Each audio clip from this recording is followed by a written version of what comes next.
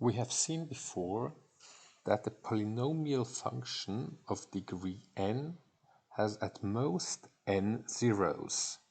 The reason is the polynomial function is y equals this expression, this polynomial, and such a polynomial, when we set that equal to 0, that has at most n solutions.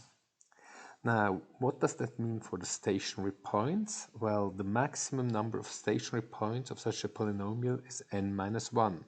Why is this the case? Well, when we take the derivative, the first derivative hereof has degree n minus 1, and stationary points are points where this first derivative set is 0. So where this polynomial of degree n minus 1 now, the first derivative, is set equal to 0, and that has at most n minus 1 zeros. And then it follows that for the inflection points, there are at most n minus 2 inflection points, because there we set the degree, the second derivative equal to 0, and the degree of the second derivative is n minus 2. Now solve example 4 on your own. For B, the idea is think about symmetry, and that will help you to find, without calculation, additional stationary points and inflection points, and then just sketch the graph of this function using the points that you found here. They're again here. And discussing what we just said before, you can say how many zeros can a polynomial of this degree here, degree 5, have, how many extrema, and how many inflection points.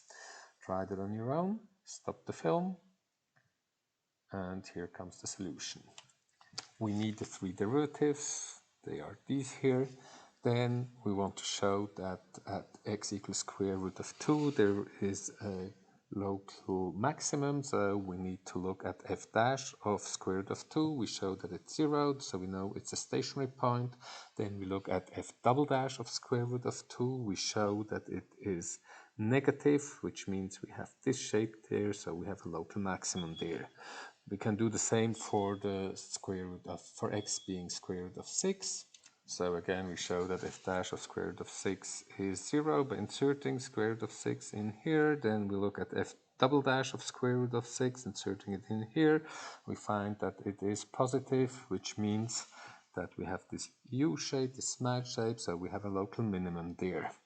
To show that at x equals 2 we have an inflection point, we have to show that f double dash of 2 is equal to 0, and that the f triple dash of 2 is not equal to 0.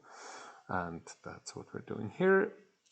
And so we've shown that we have an inflection point at x equals 2. F, now in B, f is odd. There are only odd exponents in the equation of the function. So only x to the power of 5, x to the power of 3, and x to the power of 1, or x. We can also prove that explicitly by looking at f of minus x. When we insert this in here, in the end we get everywhere exactly the opposite sign. So we have minus f of x, so it's odd, it's symmetric about the origin. So this means that if we have a local maximum at x equals square root of 2, we have a local minimum at x equals minus square root of 2, we have a local minimum at x equals square root of 6, so we have a local maximum at x equals minus square root of 6. Then we have also an inflection point at x equals minus 2, and for any function that is symmetric about the origin, we know there is always a inflection point at x equals 0, namely at the origin. Last question, well, as we said above, the number of maximum number of possible zeros is the degree of the polynomial, so it's 5, and then one less maximum possible stationary point, so 4 stationary points, and there are 3 possible inflection points. Well, we see in this case we have only 1 0 really, and we have only 2 stationary points, even so in theory there would be much more possible. However, we have the maximum number of possible inflection points, these 3. Now let us have an example, let us have a look at example 5. We're given these pieces of information about the graph, about the function. So we can say, well, we know here a point and so on. Try to sketch the most simple graph that fulfills all these given information. And then try to answer the following questions.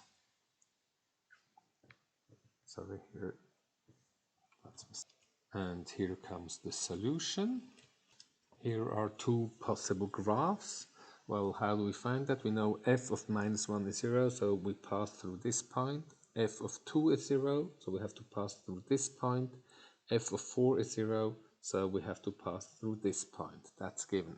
Additionally, we know that f dash of 2 is 0, so this point here, the graph is horizontal, and since f second dash of 2 is also 0, we know we have an inflection point because it should have lowest possible degree, otherwise it would have more degrees. So when we have here an inflection point and we have to pass through these 2 points, we have necessarily this shape here, or if we come from the top, it will look just like this somehow. So now we can answer also the remaining questions, and we get here this. We have 5 zeros, a single one, a triple one, and a single one, so it's counted with a multiplicity. There are 5 of them. We have stationary points, we have 3 here, and we have 3 inflection points. So what is the minimum degree of this? We'll take the blue one, it's the same for the green one. What is the minimum possible degree of that corresponding function? Well, 5 zeros means we need degree 5. That's the same when we have 3 inflection points. This means the original, the function has to have degree 5, and we have 3 stationary points, which means it would have to have at least degree 4. So in the end, this means we have to have something of degree 5.